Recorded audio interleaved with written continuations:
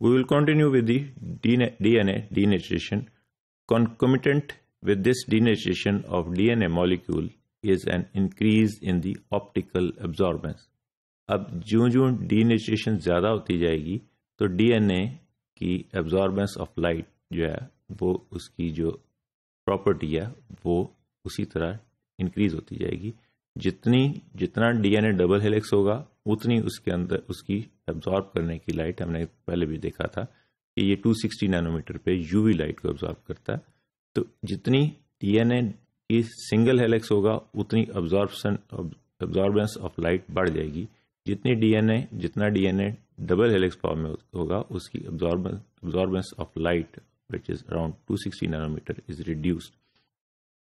So concomitant with this denaturation of DNA molecule is an increase in the optical absorbance of the purine and pyrimidine bases.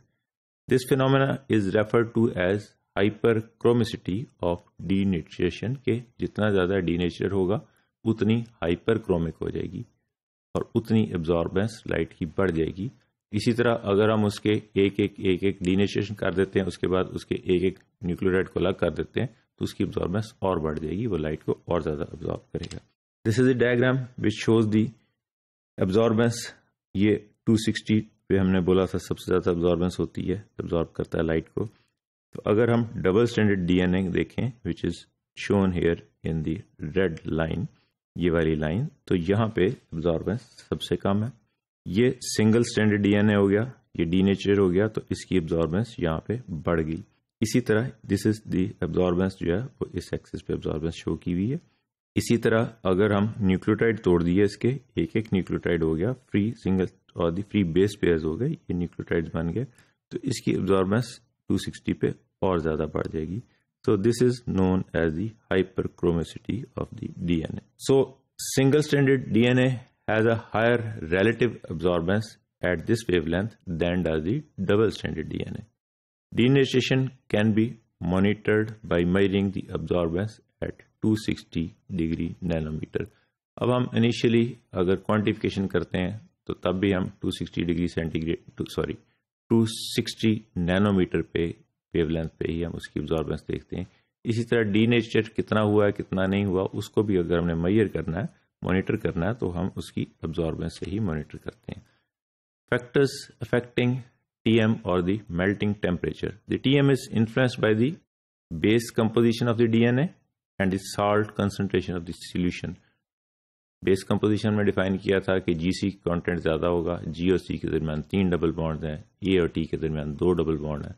تو جتنا G سی content زیادہ ہوگا اتنا زیادہ higher melting point ہوگا. اسی طرح سالٹ کنسنٹریشن بھی جو ہے وہ بھی اس کو چینج کرے گی. جتنی سالٹ کنسنٹریشن زیادہ ہوگی اتنا ٹی ایم زیادہ ہوگا. The higher the contents of the G C base pairs the higher the melting point of the D N A. جتنا جی سی کانٹینٹ زیادہ ہے اتنے ٹرپل بانڈ زیادہ ہیں.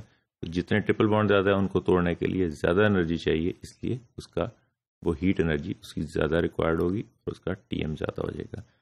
This is because GC base pairs with 3 hydrogen bonds require more heat energy to dissociate than the AT base pair which is having the 2 bonds of hydrogen.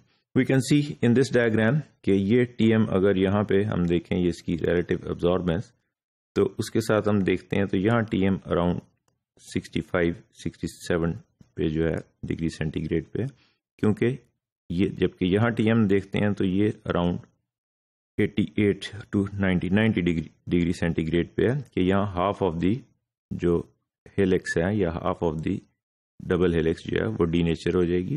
تو یہاں جی سی content زیادہ ہے اس لیے یہ ہائر ٹیمپریچر ریکوائرڈ ہے، جبکہ یہاں جی سی content کم ہے، اے ٹی کانٹینٹ زیادہ ہے. تو اے ٹی میں 2 ڈبل بانڈ ہے، جی سی میں ہم نے کہا 3 ڈبل بانڈ ہے. تو یہ ڈپینڈ کرتا ہے جی سی کانٹینٹ پہ کہ اس میں کتنے ڈبل بانڈ ہیں، اور جی سی کانٹینٹ میں 3 ڈبل بانڈ ہے. جتنا جی سی کانٹینٹ ریچ ہوگا اتنا اس کا ٹیمپریچر آف میلٹنگ اور T M is higher. Similarly an increase in the salt concentration increases and a decrease in the salt concentration decreases the TM. So this is brief description of the denaturation of the DNA with reference to hyperchromicity and TM.